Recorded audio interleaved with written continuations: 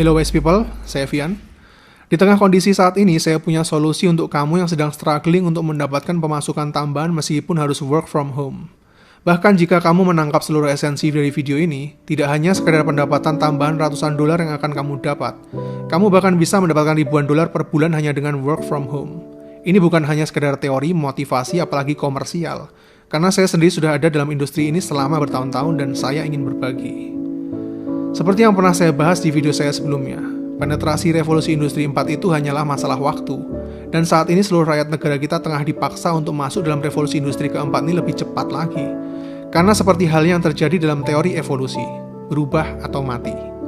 Dan apakah seluruh industri di dunia saat ini hancur? Seperti yang sering saya sampaikan, dalam setiap peristiwa selalu ada dua sisi. Ketika salah satu sisinya jatuh, di sisi lainnya justru naik tajam. Mulai dari online payment yang meledak luar biasa, streaming platform yang meningkat drastis, hingga gaming platform yang memecahkan rekor sepanjang sejarah. Tetaplah positif dan adaptif. Pekerjaan akan selalu ada karena manusia akan selalu membutuhkan manusia lain selama mereka hidup. Bagi kamu yang punya kuota terbatas, kamu bisa langsung skip video ini ke menit berikut ini untuk mendapatkan beberapa solusi instan dan sedikit uang tambahan. Tapi kalau kamu ingin punya masa depan yang panjang untuk seluruh kerajaan bisnismu hingga beberapa dekade ke depan di bidang ini, tonton dari awal sampai akhir karena mindsetmu akan sepenuhnya berubah. Biasakan investasikan waktu untuk hal yang produktif, karena budaya pengen instan itu pondasinya pasti rapuh. Karena esensi dari video ini adalah mengenai mampukah kita memberikan apresiasi pada hasil karya orang lain. Dan video ini akan sekaligus menjawab video saya sebelumnya yang pernah membahas mengenai seberapa jauh ketertinggalan negara kita dalam hal teknologi dibanding negara-negara adidaya. Dan kita akan sangat kesulitan untuk bersaing dengan mereka di masa depan jika SDM bahkan pendidikan kita tertinggal sangat jauh hingga beberapa generasi dengan mereka. Sedangkan penguasa dunia ini selanjutnya adalah negara yang memiliki ilmu pengetahuan dan teknologi terbaik yang digunakan oleh seluruh umat manusia di dunia. Nggak percaya? Coba lihat ini. Ketertinggalan negara kita mengingatkan saya pada sejarah pada tahun 1528, tepatnya ketika bangsa Spanyol tiba di Peru pertama kalinya dan berhasil menjajah kerajaan Inca, yang saat itu berkuasa di wilayah yang saat ini disebut sebagai bagian dari Amerika Selatan. Bangsa Spanyol jelas mudah merebut teritori penduduk pribumi saat itu berkat teknologi persenjataan mereka yang jauh lebih mutakhir. Hal yang sama terjadi juga pada teritori suku pribumi aborigin yang saat ini disebut sebagai Australia. Bahkan terjadi juga pada Indonesia di zaman penjajahan Belanda ratusan tahun lalu. Pada dasarnya tidak ada perbedaan yang mendasar sejak zaman nenek moyang hingga masa modern sekarang. Penguasa ilmu pengetahuan dan teknologi terbaiklah yang akan dalam tanda petik memiliki teritori wilayah jajahan terluas di bumi ini. Yang beda cuma caranya aja. Kalau dulu pakai paksaan dan kekerasan, zaman sekarang dibuai pakai kenikmatan dan ketergantungan. Kalau dulu pakai mesiu, zaman sekarang pakai kultur. Jadi benarkah saat ini kita sudah benar-benar merdeka? Jika seluruh kehidupan kita setiap harinya saat ini ditentukan oleh semua teknologi, gaya hidup, dan produk mereka. Namun di tengah situasi almost impossible kita dalam menghadapi peperangan teknologi di masa depan, ternyata ada sebuah harapan dan solusi yang sangat potensial bagi negara kita untuk maju dengan cepat. Tidak hanya bersaing, namun bahkan bisa mengalahkan mereka di luar perang teknologi, khususnya untuk para generasi milenial maupun generasi Z, setidaknya hingga ke revolusi industri berikutnya. Ya, sampai sejauh itulah peluang kita kalau berhasil dalam satu hal yang akan saya bahas di video ini. Karena jawaban solusi terdekatnya adalah industri kreatif. Nah loh, apa hubungannya coba? Emang industri kreatif bisa bikin perut kenyang, bos? Nah, ini saatnya saya dongengin kalian lagi. Kita akan kembali ke masa lalu sebentar biar esensinya lebih dapat. Sejak manusia hidup di zaman purba sampai saat ini, manusia adalah makhluk yang paling adaptif dan punya naluri bertahan hidup yang luar biasa. Zaman dulu penemuan-penemuan lebih berfokus pada survival instinct untuk bertahan hidup. Mulai dari ditemukannya api, senjata, cara bercocok tanam sampai obat-obatan dan makanan. Nah, setelah revolusi industri kedua dimulailah tahap produksi besar-besaran, yang akhirnya meningkatkan kualitas hidup dan perekonomian umat manusia sehingga kelahiran penduduk bumi mulai meningkat tajam hingga muncul istilah generasi baby boomer. Nah, bisa dibilang mulai saat itu hingga saat ini, manusia mulai semakin bisa menguasai keadaan dunia ini. Dengan semakin beradabnya umat manusia, perang yang dulu memakan korban ratusan juta jiwa mulai berangsur menghilang. Bahkan seiring perkembangan teknologi yang namanya wabah penyakit yang zaman dulu bisa memusnahkan puluhan juta orang, saat ini bisa ditanggulangi dalam waktu yang lebih singkat. Ya, saya yakin kita akan melewati masa ini tidak lama lagi.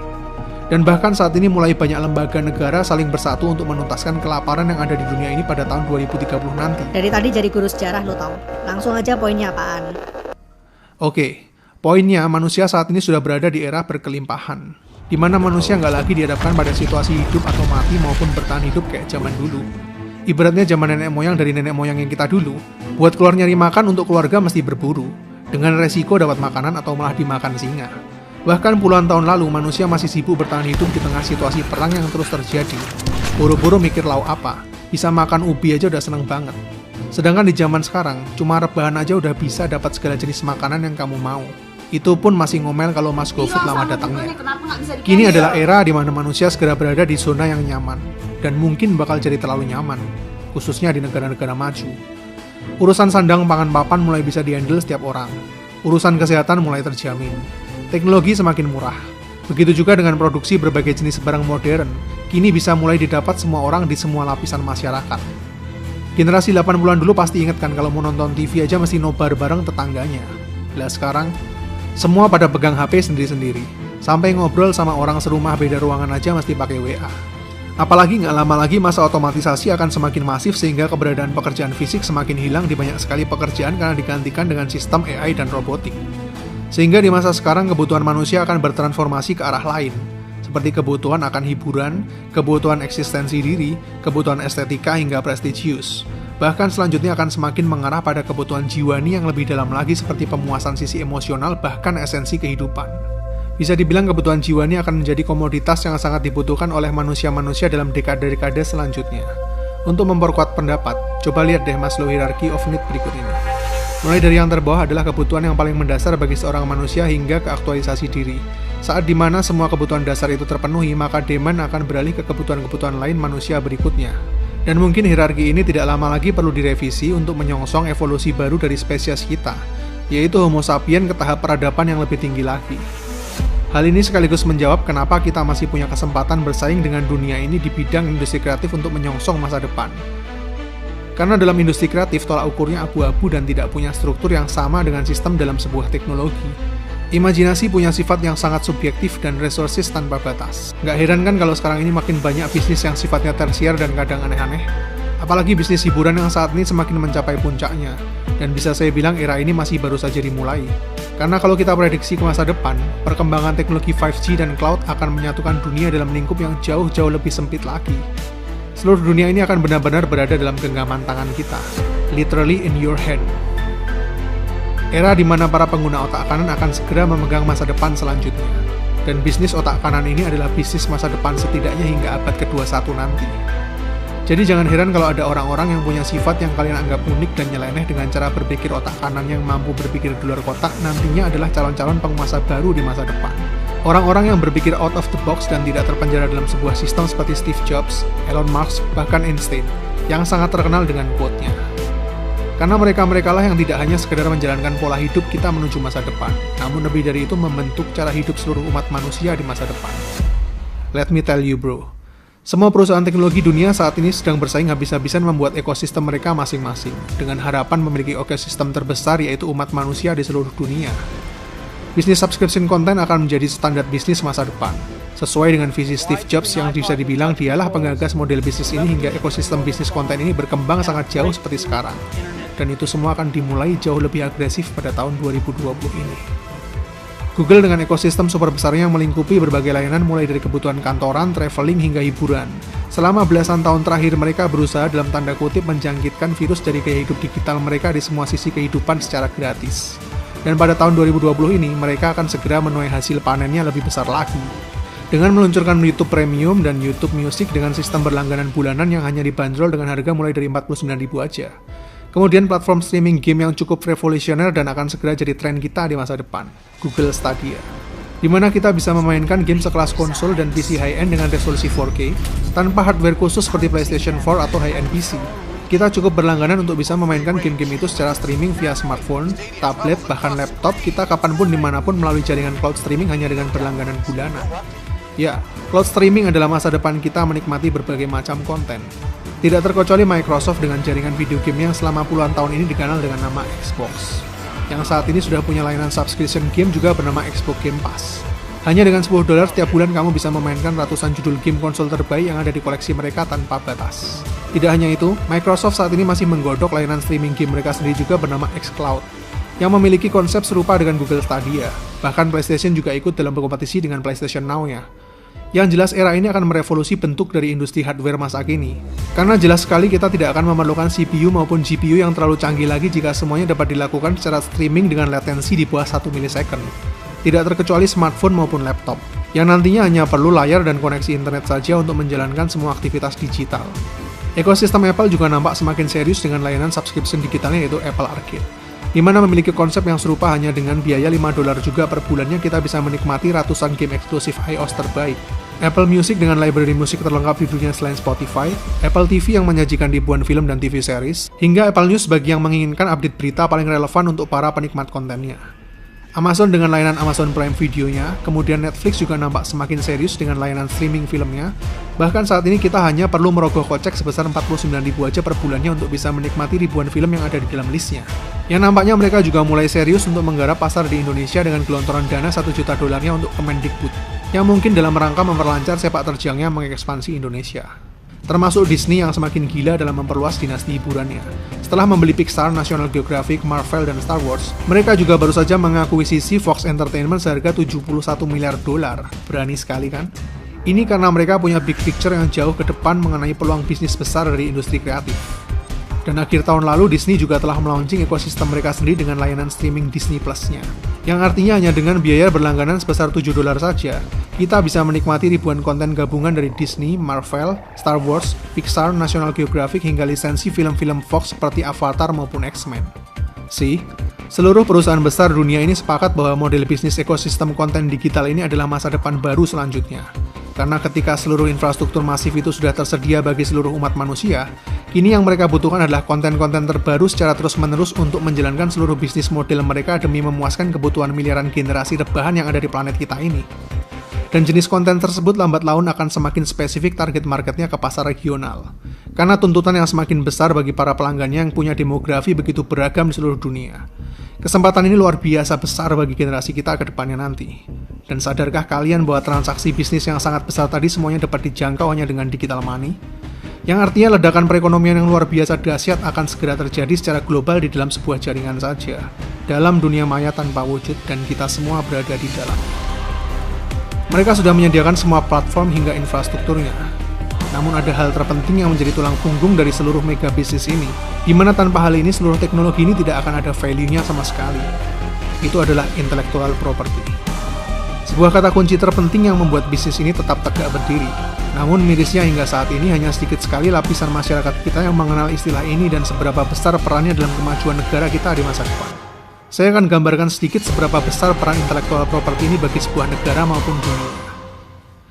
Percayakah kamu kalau saya bilang satu buah grup boyband dari Korea Selatan saja mampu merubah perekonomian sebuah negara? Tahukah kamu kenapa K-pop begitu digandrungi oleh dunia? Dan bukan hanya laris manis sebagai produk lokal Korea aja. Jangan pernah mengira K-pop itu fenomenal karena kebetulan aja. Industri K-pop ini sejak awal memang sudah direncanakan oleh mereka untuk dikonsumsi secara global. Dan pemerintah Korea Selatan juga punya banyak sumbangsi terhadap perkembangan budaya pop ini. Alhasil bisnis kreatif ini mampu menyumbang ekonomi Korea Selatan hingga bernilai $5 miliar per tahunnya. Bahkan diprediksi akan terus meroket hingga 10 kali lipat dalam 10 tahun ke depan. Dan penyumbang terbesar bisnis ini saat ini adalah sebuah grup K-pop yang beranggotakan 7 orang saja, BTS. Hyundai Research Institute sampai melakukan riset pada tahun 2017, sehubungan dengan virus BTS ini terhadap perekonomian Korea Selatan. BTS Effect ini telah meningkatkan kunjungan turisme mancanegara sampai lebih dari hampir 800.000 pengunjung setiap tahunnya. BTS Effect bahkan menyumbang ekonomi dari sektor consumer good di Korea Selatan seperti fashion sebesar $2 miliar, kosmetik sebesar $2,8 miliar, dan sektor makanan sebesar $3,96 miliar per tahunnya. Di industri otomotif, BTS selaku brand ambassador Hyundai juga telah menyumbang penghasilan sebesar $504 juta. BTS juga meningkatkan kepercayaan dunia terhadap penanaman saham dan iklim investasi bisnis hiburan di Korea Selatan. Dan yang paling berpengaruh adalah penularan kultural Korea Selatan kepada dunia global.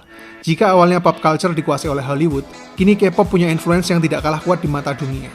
Dan semua itu tadi hanyalah efek beruntun yang dihasilkan oleh satu grup boyband yang beranggotakan 7 orang saja.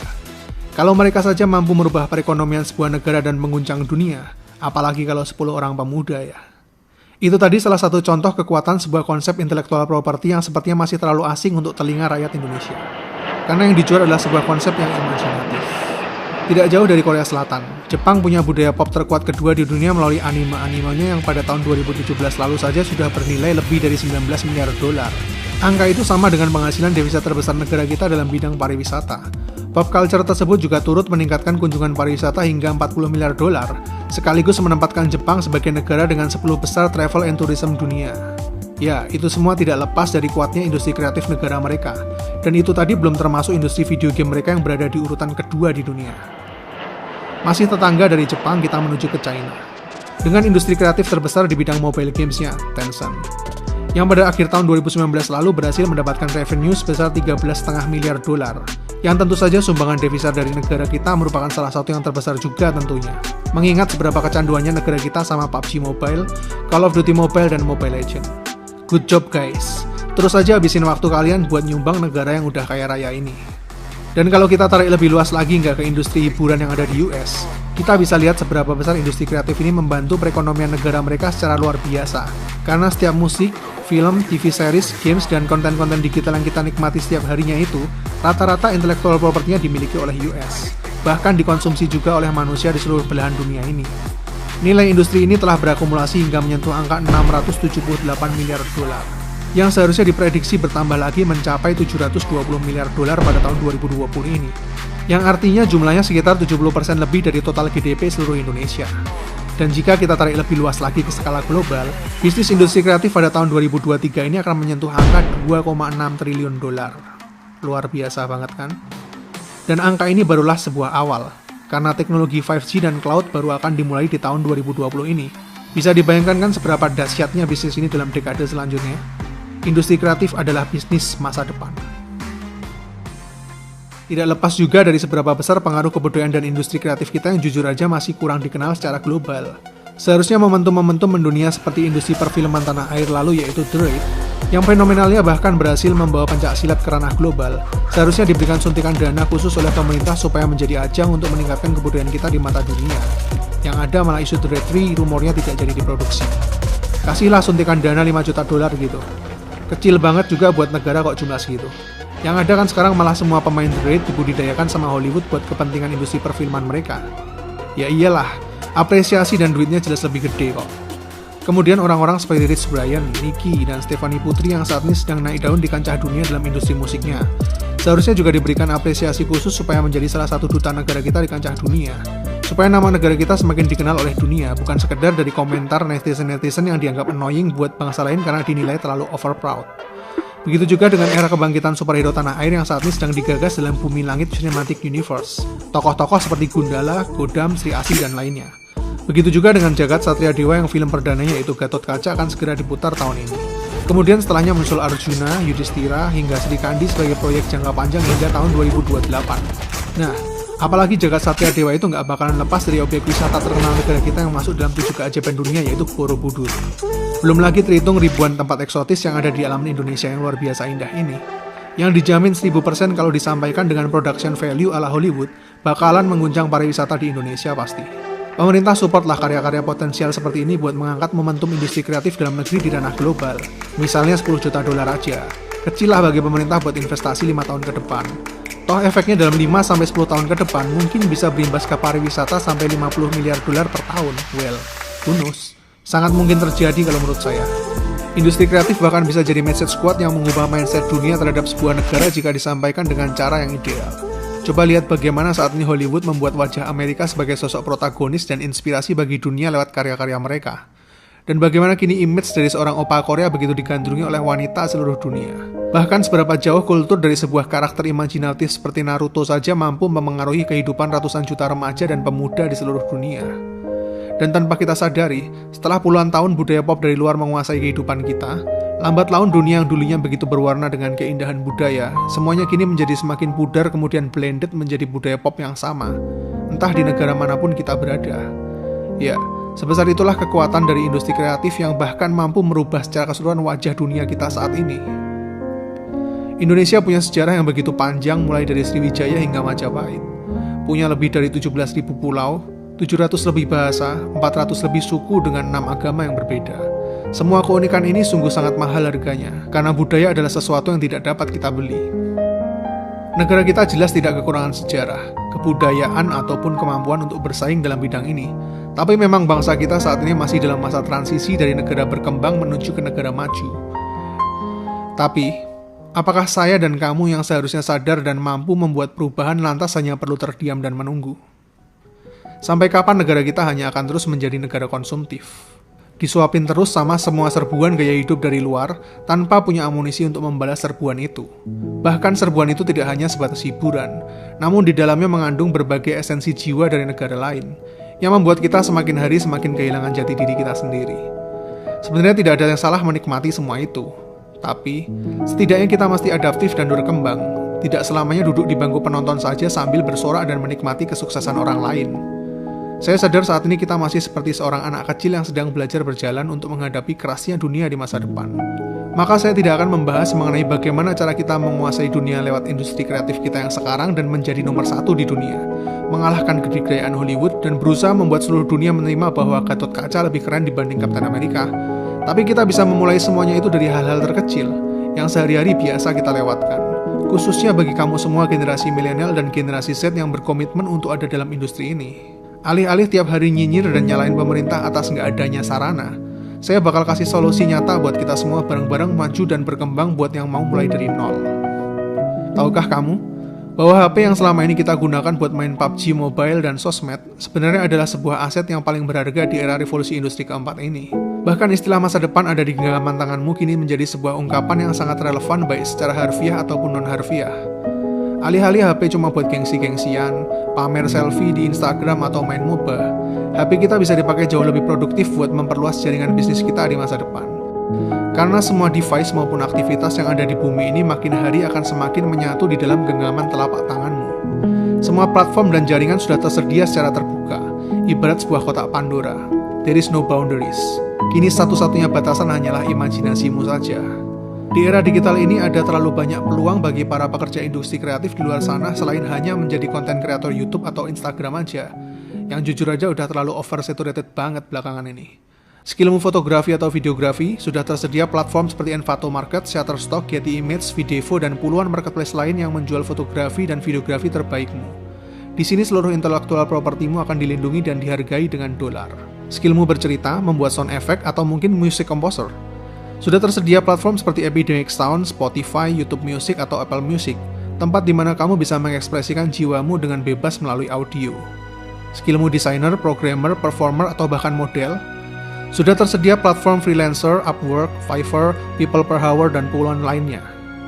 Tempat di mana kamu bisa menjual jasa dan waktumu yang bernilai dengan pundi-pundi dolar yang tentunya punya conversion rate jauh lebih tinggi dibanding fee lokal. Yang kabar baiknya, status perekonomian negara kita yang sedang berkembang jadi punya daya saing dalam memasang tarif yang jauh lebih kompetitif dibanding negara maju. Hal seperti ini juga banyak dimanfaatkan oleh warga Venezuela pada saat negara mereka mengalami inflasi gila tahun lalu. Semuanya justru berbondong-bondong mengadu nasib mereka di banyak platform seperti ini, karena mendapatkan fee dolar yang nilainya sangat-sangat tinggi dibanding nilai mata uang di negara mereka sendiri. Skillmu writer, sudah tersedia platform Wattpad, Storyal, Stellar, dan puluhan lainnya. Tempat di mana kamu bebas berekspresi di alam imajinasimu sekaligus marketplace digital untuk menjual semua tulisan-tulisanmu yang dikemas sebagai digital book. Tidak jarang juga karya-karya yang populer hak ciptanya akan dibeli perusahaan publishing besar bahkan diangkat ke layar lebar. Skillmu graphic artist atau ilustrator.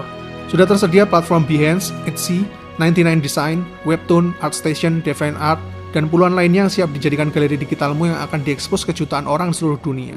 Ingat, dalam hal seni semuanya unik. Semakin otentik dirimu, semakin tinggi value-mu. Tidak jarang para artis yang punya value akan direkrut secara langsung oleh perusahaan-perusahaan papan atas kelas dunia bahkan Hollywood. Skillmu game designer atau programmer. Sudah tersedia semua platform video game mulai dari proyek yang paling amatir sampai profesional. Play Store dan App Store jelas adalah yang terbesar untuk memasarkan mobile game. Steam dan GOG lebih spesifik untuk PC games maupun indie games dengan skala produksi mulai dari amatir hingga intermediate. PlayStation Store, Microsoft Store, atau Nintendo Game Store jadi pilihan utama untuk proyek-proyek game dengan skala yang lebih besar lagi. Bahkan jika kamu seorang diri tanpa tim yang hanya punya visi dan sedikit budget, tetap bisa membuat proyek gamemu sendiri, karena ada platform marketplace khusus untuk berjualan coding game program dan template video game berbagai genre, yang semuanya dijual dengan harga yang sangat murah. Ya, dengan cara ini kamu bahkan bisa membuat mobile gamemu sendiri hanya dalam waktu sehari saja seorang diri. Bahkan lebih parahnya lagi, disediakan juga berbagai macam aset grafik dan template gratis dengan kualitas game sekelas AAA yang value-nya jutaan dolar, dan itu semua sekarang gratis. Atau jika kamu ingin semua kontenmu original tapi tidak memiliki tim, kamu bahkan bisa menyusun komposisi tim dan aset impianmu sendiri mulai dari grafik, komposer, voice actor, programmer maupun writer menggunakan semua platform yang sudah saya sebutkan tadi. Karena itulah yang saya lakukan di salah satu studio game kami juga. Beberapa proyek yang sudah kami kerjakan, lebih dari 50%-nya adalah outsourcing. Programmer dari Polandia, music composer dari Swedia, writer dan proofread dari Amerika, ilustrator dari Rusia, dan voice actor dari UK. Dan 50% lagi dikerjakan oleh tim yang ada di Indonesia. Dan bahkan jika kamu sudah siap dengan semua visi besarmu tapi tidak memiliki dana maupun investor, kini sudah ada platform Kickstarter dan Indiegogo, di mana investor yang akan membiayai seluruh riset dan produksimu adalah para calon-calon pembeli visimu yang jumlahnya diukur dari seberapa besar kamu bisa meyakinkan mereka, sehingga tercipta sebuah simbiosis mutualisme bagi produsen dan konsumennya. Intinya seluruh proyekmu akan dibayar lunas sebelum kamu memulai proyekmu. Kurang apa lagi coba? Dan model bisnis ini adalah masa depan dunia kita nanti, massive peer-to-peer, dari kalian untuk kalian semua. Begitu juga dengan video ini bisa tercipta berkat Storyblocks untuk footage videonya, Epidemic Sounds untuk musik-musik dramatisnya, beberapa trailer fair use, dan seluruh keterbukaan informasi yang ada di internet sehingga saya dapat mengekspresikan seluruh jiwa dan pikiran saya supaya seluruh message bisa disampaikan ke kalian semua. Bahkan dengan semua fasilitas dan keterbukaan era digital ini, saya bisa mendapatkan banyak relasi dari belahan dunia manapun, seperti meminta tolong rekan di India melakukan cek pasar Xiaomi di marketplace tradisional, relasi dari Ukraina berkunjung ke phone market untuk tahu harga ponsel tertentu, dua bule kembar bisa jadi host khusus buat presentasi video kita, bahkan hanya untuk sekedar iseng mendapatkan hiburan dari wanita Rusia bergoyang dengan lagu-lagu cantiknya Siti Badriah secara khusus, sampai ngerjain salah satu teman wibu saya dengan janjian bareng seorang bule blasteran Jepang pakai cosplay maid, terus menyatakan cinta biar cita-cita wibunya terkabul. Kini semuanya itu mungkin terjadi hanya dengan menggunakan HP yang saat ini kamu pegang. Ingat ini, tubuh dan jiwamu itu aset yang jauh lebih berharga dibanding sekedar modal duit, dan bisnis jiwa ini adalah yang membentuk masa depan dunia kita nanti.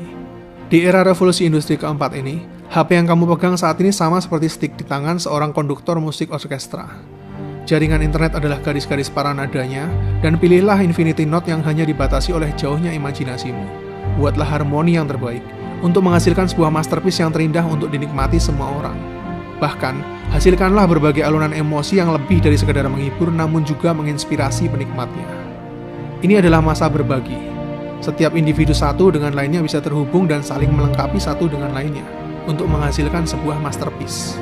Dengan ini, pada dasarnya kamu sudah menjadi bagian dari sejarah dan menjadi pelaku dari era revolusi industri di generasi ini, sambil terus berupaya memperlebar lahan kosong supaya lebih luas lagi untuk fondasimu nanti di revolusi industri selanjutnya, bahkan sebagai bagian dari legacy untuk anak cucu kita nanti. Jadi kalau masih ada yang bilang saya pengen ini, itu tapi nggak ada fasilitas dan sarananya, dengar kata saya baik-baik. Bullshit. Di masa kini semuanya mungkin, semuanya jauh lebih mudah. Zaman dulu semuanya nggak sesimpel ini. Karena di era kita saat ini, semuanya menjadi jauh lebih praktis jika kita kritis, semakin efektif jika kita kreatif, dan lebih cepat jika kita berbakat. Masa depan cemerlang itu terbentang luas tanpa batas, setia menunggu tanpa ragu. Tinggal seberapa jauh kita mau bayar harga, seberapa besar tekad, tenaga, dan waktu yang mau kita korbankan demi visi itu. Dan sekali lagi pastikan apa yang kita lakukan itu berguna untuk manusia lain, apapun bentuknya. Karena begitulah cara kerja hukum alam yang sudah ditetapkan oleh Tuhan berlaku kepada setiap orang. Yes, every single person. Kamu akan berada di tempat yang memang layak kamu tempati. Posisimu yang sekarang hanyalah hasil dari akumulasi setiap keputusan dan tindakan yang sudah kamu lalui setiap harinya. Bukan salah dia, bukan mereka, dan bukan salah dunia ini. Tapi begitulah cara kerja semesta ini. Akhir kata, bisa saya bilang dalam dunia industri kreatif, era saat ini mungkin adalah masa puncak keemasan kita. Sama seperti lahirnya era produksi besar di revolusi industri ketiga lalu, bahkan mungkin ini adalah masa renaissance abad pertengahan kita di masa kini. Semuanya dimulai di tahun 2020 ini. Sekaranglah saatnya. Karena percayalah, di setiap hal selalu ada dua sisi. Ketika sebuah pekerjaan di masa lalu tampak usang dan mulai gersang, itu bukanlah sebuah akhir, melainkan sebuah awal dari chapter baru yang akan kita mulai. Karena pada dasarnya apa yang kita lakukan dalam semua pekerjaan kita selalu untuk manusia lain. Dan humanity akan selalu ada selama ras manusia masih ada. Dan manusia akan selalu membutuhkan manusia lainnya hingga semuanya berakhir nanti. Jadi seperti apakah gambaran masa depanmu nanti? Kamulah penulis, sutradara sekaligus aktornya. Kamu sendirilah kreator dari kisah hidupmu. Bahkan jika kamu lebih besar dari itu, mungkin kamu butuh kanvas yang lebih luas dari hidupmu sendiri. Karena dunia ini masih membutuhkan para visioner yang akan membentuk seluruh kisah baru dari peradaban dunia kita di masa yang akan datang. Saya Fian, see you in the next videos.